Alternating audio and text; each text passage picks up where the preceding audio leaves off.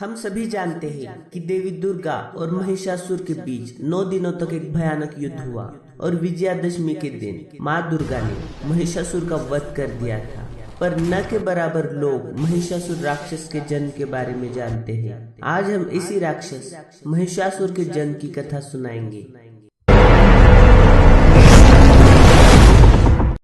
नमस्कार मित्रों, स्वागत है आपका मिथक टीवी में। हमारे सभी दर्शकों को नवरात्रि की शुभकामनाएं। पुराणों से कहानियां श्रृंखला में आज हम नई कहानी लेकर आए हैं। मित्रों, प्रजापति दक्ष की बहुत सी कन्याएं थी। उनमें से 13 कन्याओं का विवाह महर्षि कश्यप से हुआ था। इन 13 कन्याओं में दनु भी शामिल थी।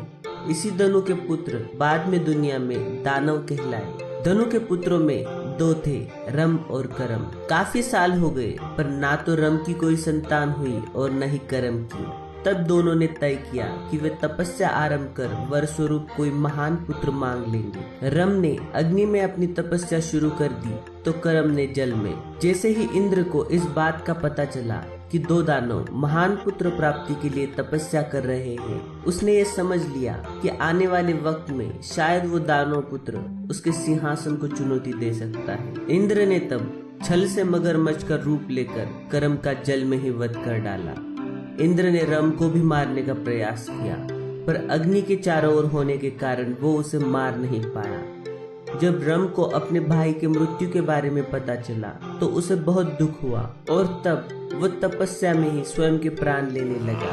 आखिर में अग्निदेव को उसके सामने खड़ा होना ही पड़ा। रम ने तब कहा उसे एक ऐसा शक्तिशाली पुत्र चाहिए जो तीनों लोकों पर राज करने के काबिल हो और ब्रह्मांड में शायद ही उसका कोई मुकाबला कर पाए। साथ ही वो अपनी इच्छा के अनुसार रूप धारण कर सके। अग्निदेव ने वर देकर कहा कि जिस भी सुंदरी पर तुम्हारा मन आ जाए उसी से तुम्हें तुम्हारा पुत्र प्राप्त होगा। रम प्रसन्न होकर अपने राज्य की ओर निकल पड़ता है। जाते वक्त जंगल में एक महिषी यानी भैंस को देखकर उसका दिल उस महिषी पर आ जाता है और तब उसने उस महिषी के साथ सहवास किया। उसके वीर्य से वो महिषी गर्भ से रही। कुछ दिनों बाद एक भैंसा उस महिषी पर आसक्त हो गया और उस पर झपट पड़ा। रम ने जब ये देखा तो उसने उस भैंसे पर हमला कर दिया, पर भैंसा भी काफी ताकतवर था। उस झपट में रम की मृत्यु हो गई।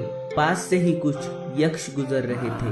उन्होंने उस भैंसे को भगाकर महिषी की रक्षा की। साथ ही वो रम का दाह संस्कार भी करने लगे। प्राणी होकर भी महिषी पतिव्रता थी और इसी कारण उसके मन में सती हो जाने की भावना जाग उठी और वो रम की जलती चिता पर जा बैठी। पर तभी उसका प्रसव शुरू हो गया और उस जलती हुई चिता पर एक बालक का जन्म हुआ। महिषी के गर्भ से निकलने के कारण दुनिया उस बालक को महिषासुर नाम से जानने लगी। महिषासुर में दानव और महिषी दोनों के अंश होने के कारण वो अपने आप को जब चाहे तब मानव और एक भैंसे में बदलने की काबिलियत रखता था। साथ ही उसने ब्रह्मा से एक वर प्राप्त कर लिया था कि दुनिया का कोई भी पुरुष उसका वध नहीं कर पाएगा। महिषासुर के साथ ही महिषी ने एक और पुत्र को जन्म दिया। कहा जाता है कि वो रम का दूसरा जन्म था और जिसका नाम रक्त बीज रखा गया। इसी रक्त बीज को बाद में ये वर मिला था कि उसके रक्त की हर एक बूंद से एक नया रक्त बीज निर्माण होगा। आपको हमारा ये एपिसोड कैसा लगा हमें जरूर कमेंट करके बताइए और अगर आपने अभी तक सब्सक्राइब नहीं किया तो नीचे लाल बटन को दबाकर हमें सब्सक्राइब करें। इससे आपको हमारे द्वारा दिखाई हर कथा देखने को मिल जाएगी।